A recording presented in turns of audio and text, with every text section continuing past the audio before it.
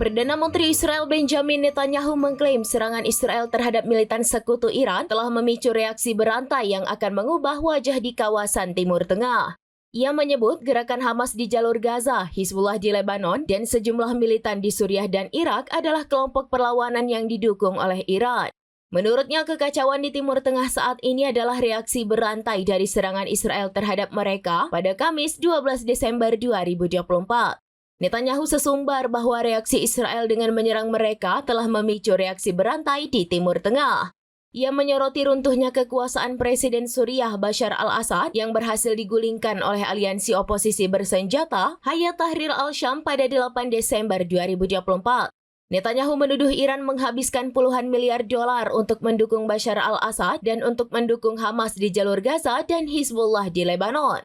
Menurut Israel, dengan jatuhnya rezim Bashar al-Assad, Iran kehilangan mata rantai utama dalam poros perlawanan yang dipimpinnya untuk melawan Zionis.